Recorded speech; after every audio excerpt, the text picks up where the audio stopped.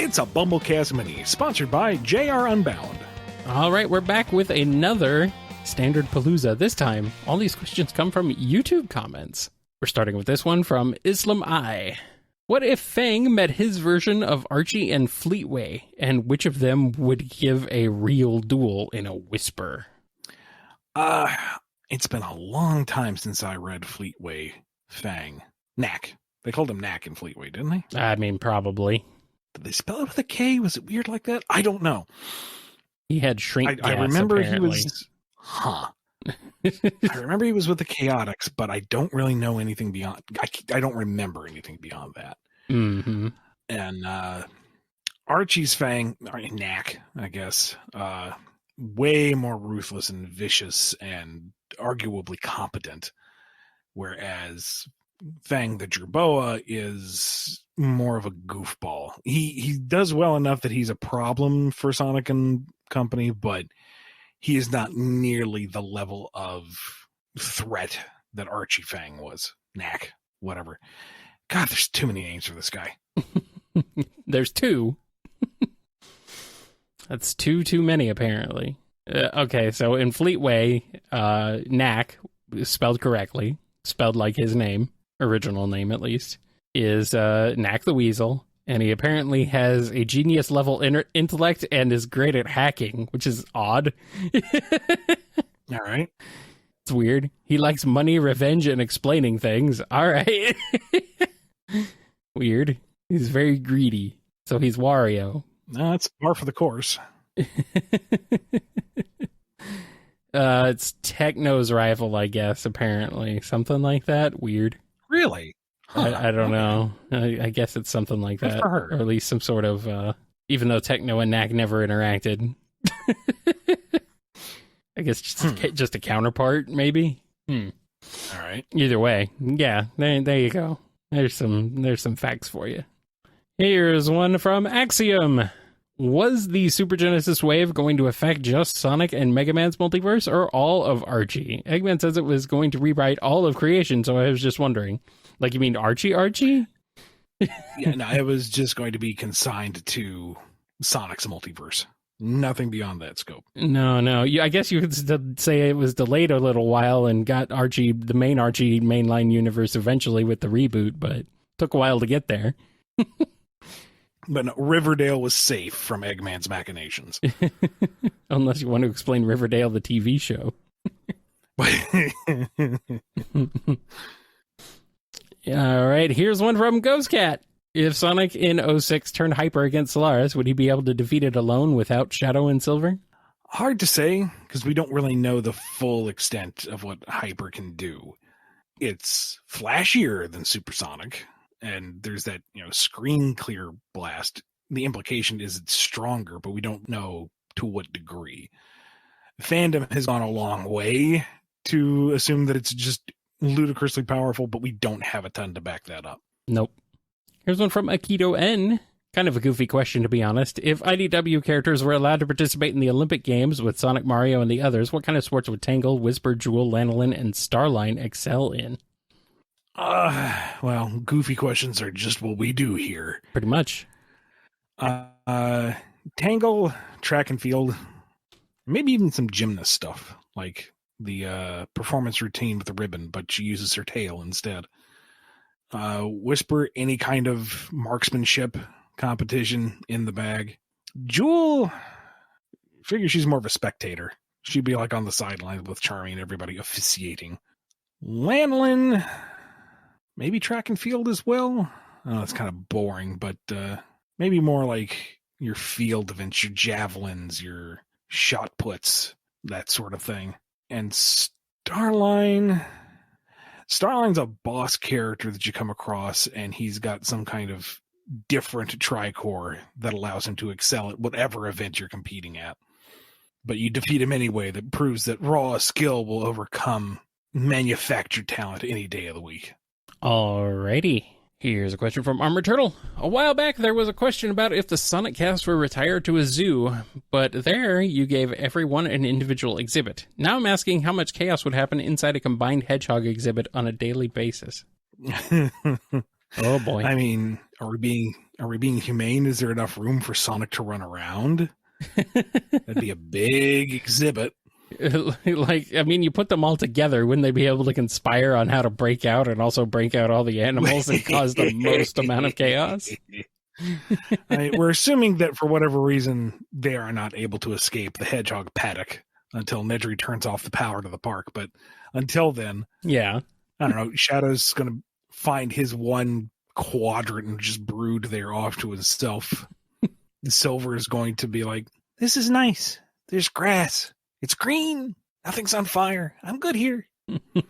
I get Amy's fed. trying to make it as 3 times even a day. Wow.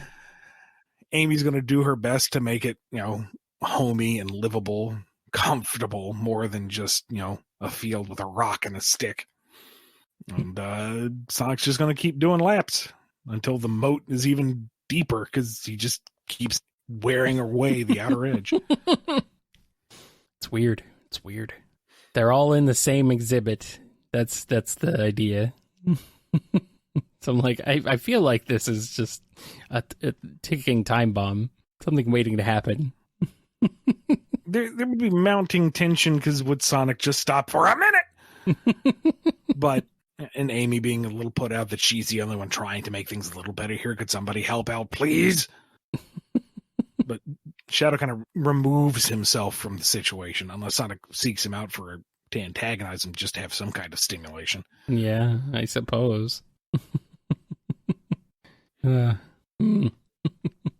one from AJM. How would you make Tanya and Nikki canon in the games and comics? I make them Sonic's siblings that are still traveling with his parents. Good old Nikki. You wouldn't have him be an alternate version of Sonic? 50-50. He's Sonic's littlest brother who aspires to be as cool as Sonic, or Sonic started out as Nikki and then adopted the name Sonic because he thought it sounded cooler. I'm not totally wild about that because I like Sonic being comfortable with just who he is. Yeah. But, it could also be, you could link it back to Tails, People call Tails is ashamed of the nickname, and Sonic's like, why? It's cool. It is what you are. Own it. Live with it. Run with it. People call me Sonic. That's what I do. Mm-hmm. You might be able to work with it. You make it work. Here's one from Late. Let's say Eggman just gets tired of losing against Sonic and just goes, F it, and starts doing good around him in an attempt to defeat Sonic at being a hero. How would it go? He just goes about making things better. Builds robots that help. Improves the infrastructure. What a weirdo. This is like Superior Spider-Man. All the things that he broke. Yeah.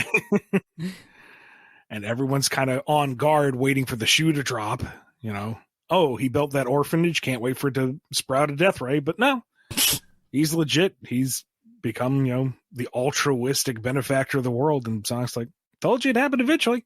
Like, oh, why doesn't Sonic kill Eggman? Why doesn't he throw all his morals out the window? Isn't he a bigger villain for not taking out the villain? Blah, blah, blah. No, look, I was right. Neener. Someone is going to clip that. Oh, sure. And they're going to use that. And Sonic will also be insufferably smug until the end of time. But that's not anything new. That's normal.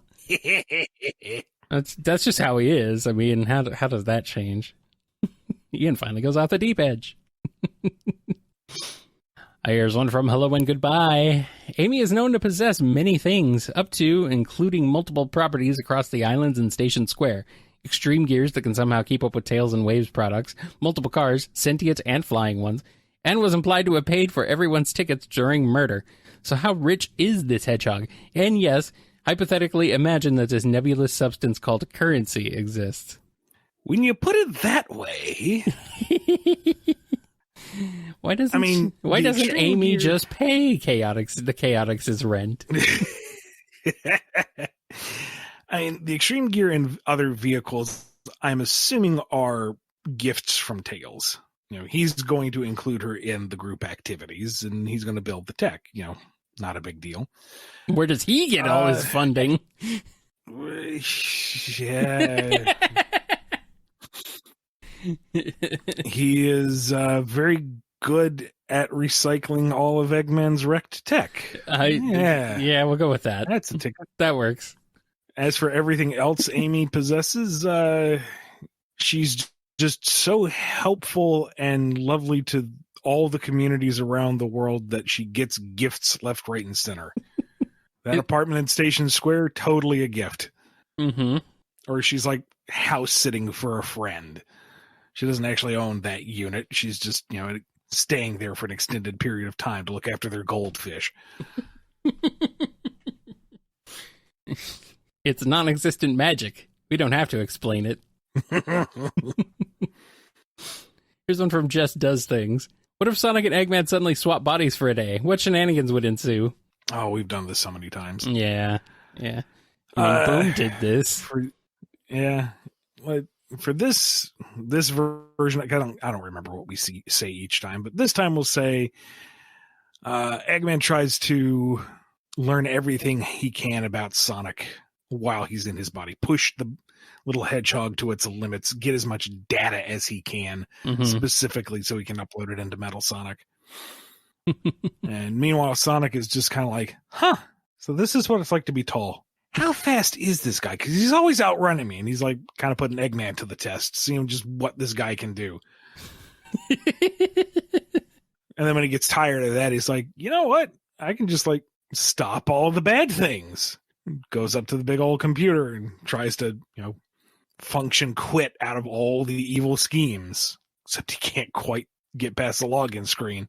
He can't figure it out. Or about what's my password? I forgot again. Honestly, boss, you do this every other day. Once they swap back, Eggman's so pissed. Why did you give him my password?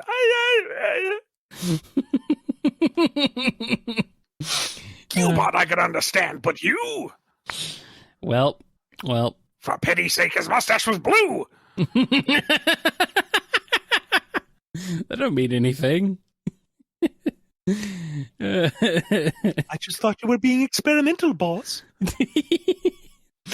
Yes. Just because I had that one accident with a bottle of Clorox.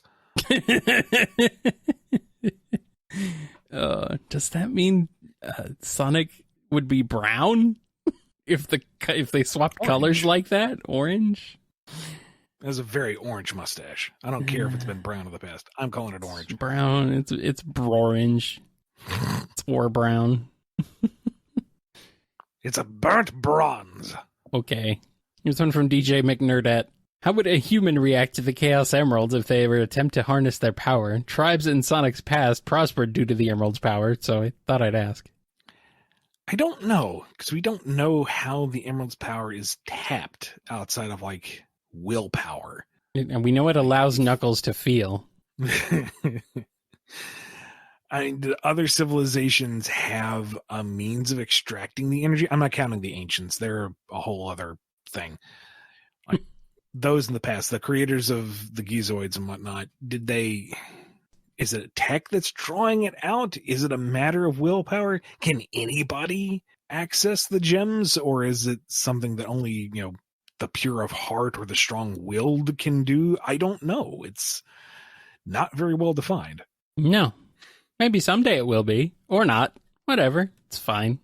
I'm trying to remember how it went in Sonic 06 when Elise used the powers to resurrect Sonic. Did she initiate, or were the gems already kind of activated? Because I feel like it was explained to her how it works, and the gems were already powered up, and then she kind of piggybacked off that? I don't know. I don't know either. I'm kind of scared to find out. But, oh well. Maybe someday we will. Maybe we won't. Here's one from Flash Fan. How would Movie Sonic react to meeting Amy? I think he'd be kind of excited to see another one of his kind. He's mostly known Humies. Yeah. And beyond that, he knows Knuckles and Tails. That's about it. So excited to know this new person. Where is she from? How did she get here? Is she cool? Is that a big hammer? Can he play with it? They'd be rather casual and juvenile. Works for me. Here's one from Clay A. So I need some clarification. If Mechasonic always has the ability to speak in Scrapnik Island, even without the Miles Electric, given he was far from it when fighting with Sonic in the finale, then why didn't he do so before issue 3? What did he need to say? He learned to not say anything. He knew he needed to be silent.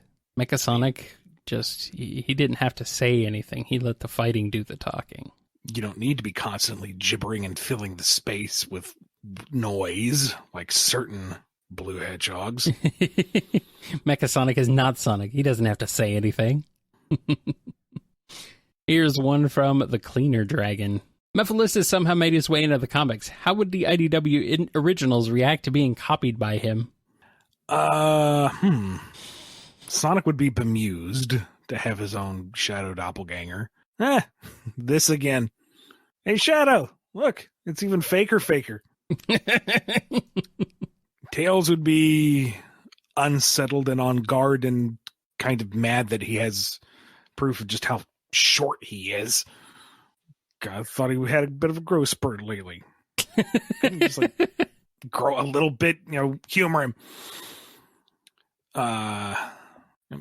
Generally, folks would be unsettled to see a weird zombie Shadow clone of themselves confront them. And Mephiles is not exactly subtle in his intentions, so they would have every reason to be on guard. Yeah, no. It would be weird.